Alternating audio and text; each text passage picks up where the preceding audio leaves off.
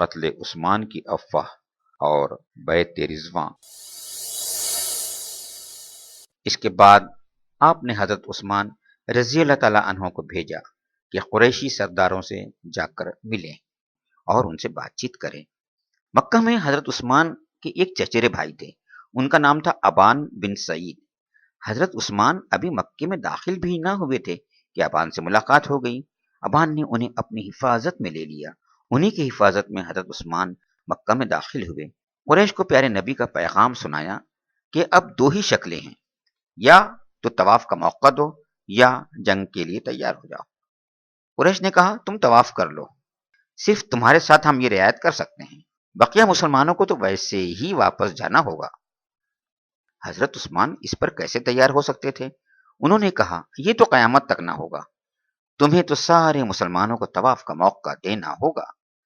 قریش نے نہایت بے مروتی سے جواب دیا، خیر تمہاری خوشی، ہاں یہ بھی جان لو اب تم ہمارے قیدی ہو، یہاں سے تم واپس نہیں جا سکتے۔ اور اب حضرت عثمان واقعی قید میں تھے۔ مکہ میں چرچا ہو گیا عثمان قتل ہو گئے۔ یہ افواہ مسلمانوں کے کان تک پہنچ گئی، وہ جوش سے بےتاب ہو گئے۔ آپ نے فرمایا عثمان کے خون کا بدلہ لینا ہم پر فرض ہے۔ یہ کہہ کر آپ ببول کے ایک درخت کے نیچے بیٹھ گئے۔ سارے مسلمانوں نے جان کی بازی لگا دینے کا عہد کیا۔ ابو سنان اسدی رضی اللہ تعالی عنہ آگے بڑھے، سب سے پہلے انہوں نے دست مبارک پر بیعت کی، ان کے بعد سارے مسلمانوں نے بیعت کی۔ اب تلواریں بے نیام ہو گئیں، اعلان ہو گیا سب لوگ جنگ کی تیاری کریں۔ جانثاری کی یہ بیعت خدا کو بہت پسند آئی، چنانچہ کھلے لفظوں میں قرآن کے اندر اس کی تعریف فرمائی، اسی لیے یہ بیعت رضواں کے نام سے مشہور ہوئی۔ صلح حدیبیہ۔ مکہ میں کافروں کو اس بیعت کا حال معلوم ہوا تو خوف سے ان کے دل دہل گئے۔ سب نے کہا مسلمانوں سے اب صلح کر لی جائے، خیریت اسی میں ہے، ورنہ بڑی تباہی ہوگی۔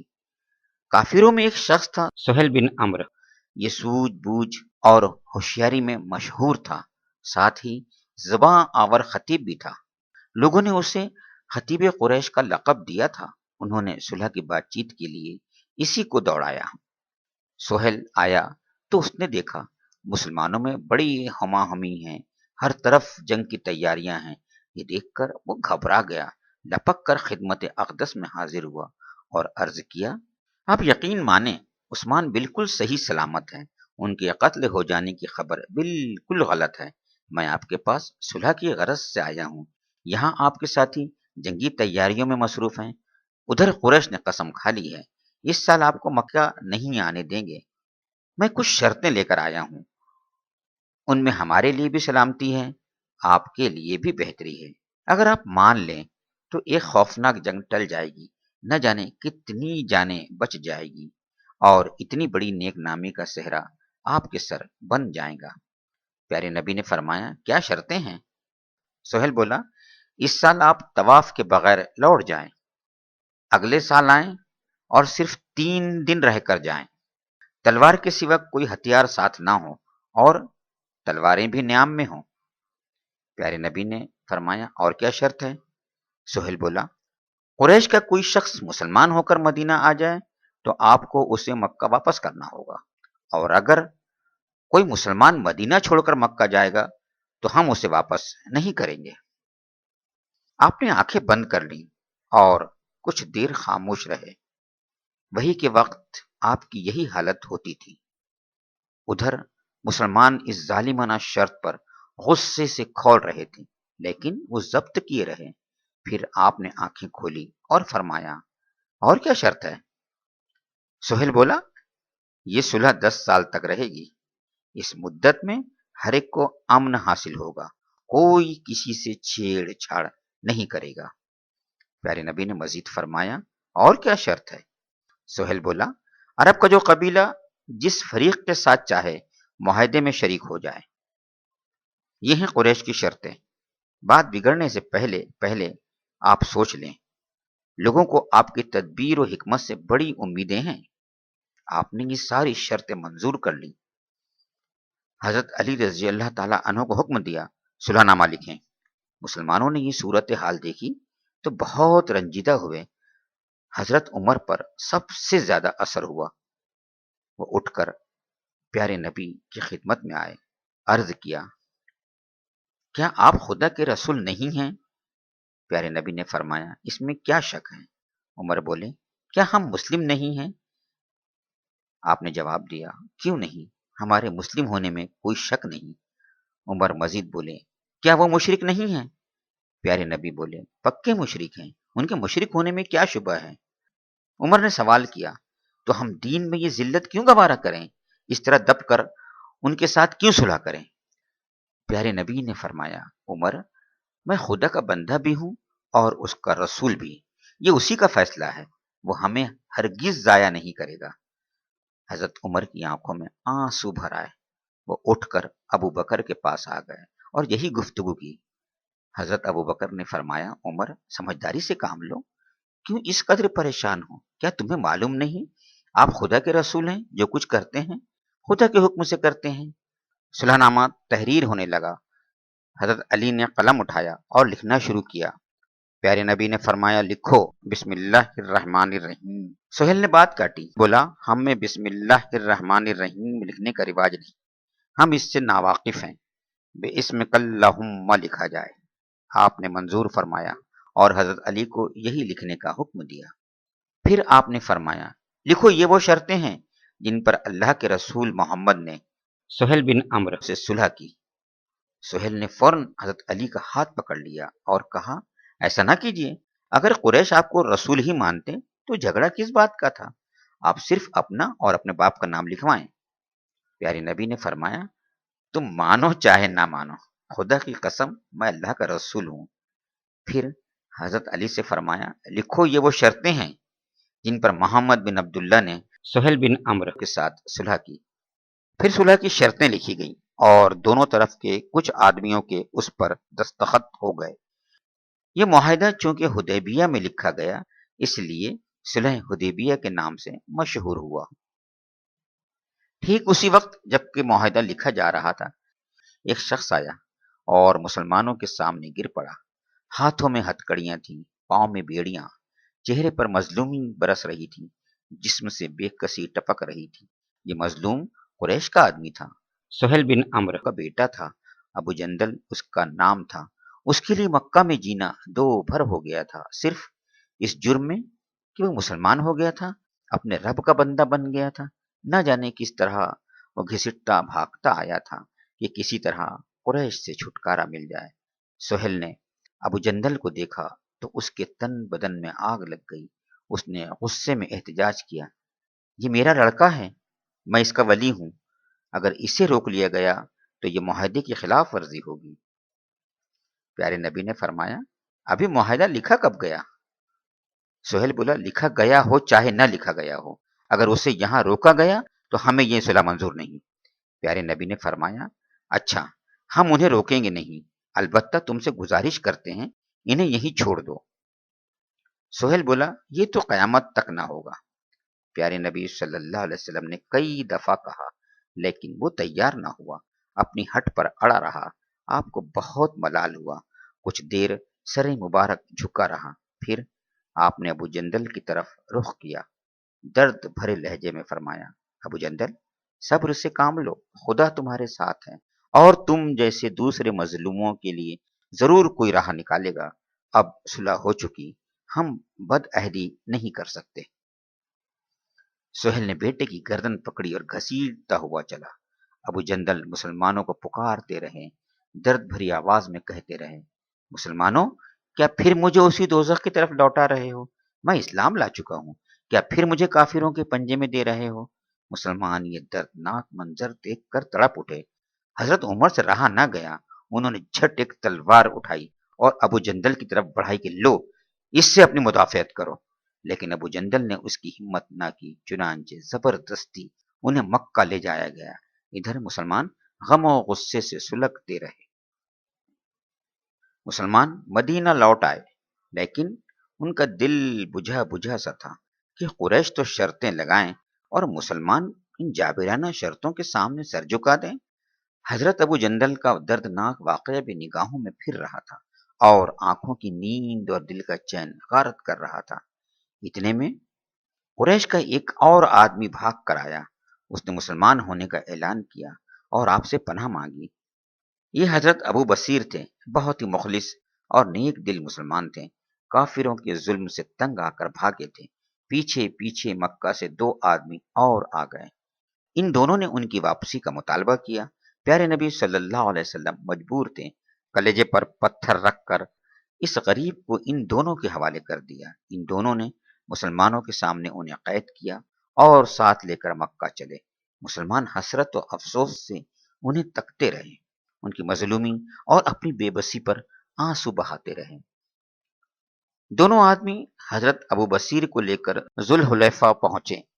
وہاں موقع ہاتھ آ گیا۔ حضرت ابو بصیر نے ایک کو قتل کر دیا، دوسرا سر پر پیر رکھ کر بھاگا۔ مدینہ پہنچ کر آپ سے شکایت کی۔ کچھ ہی دیر میں ابو بصیر بھی آ پہنچے۔ عرض کیا، حضور آپ نے تو مجھے واپس کر دیا تھا، اب آپ پر کوئی ذمہ داری نہیں۔ یہ کہہ کر وہ مدینہ سے چلے گئے اور ریگستان و بیابان کی خاک چھانتے رہے۔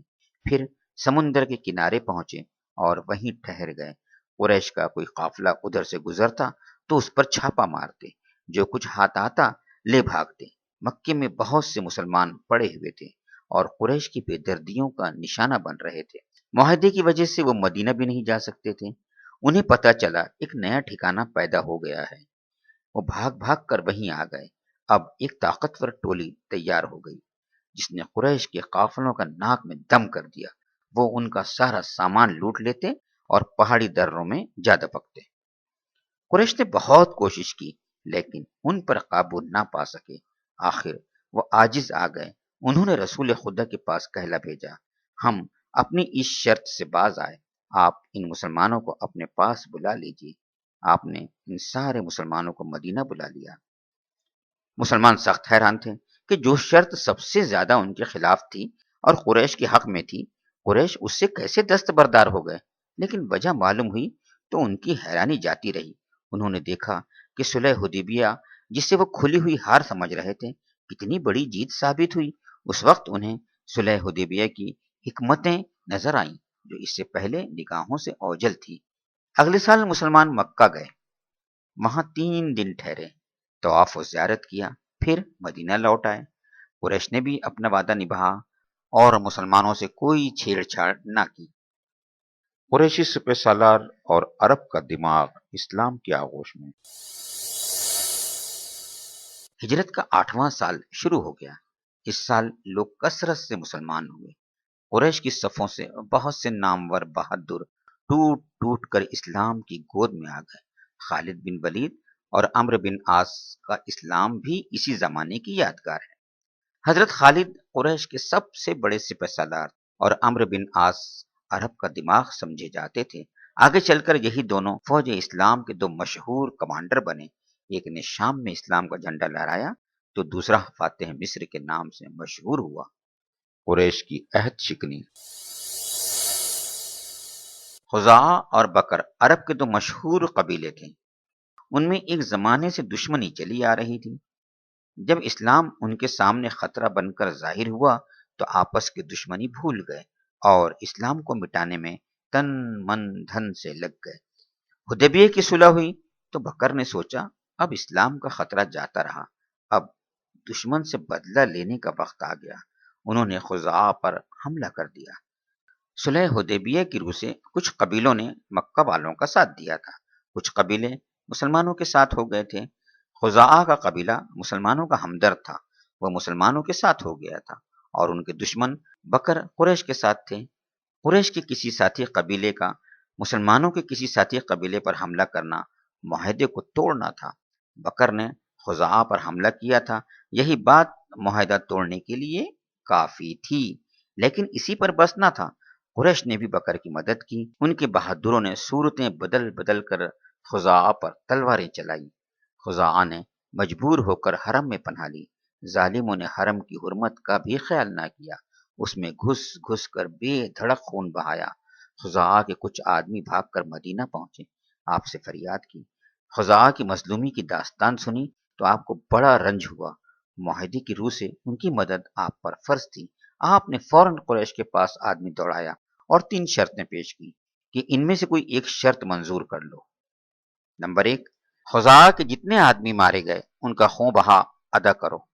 نمبر 2، قبیلہ بکر سے الگ ہو جاؤ۔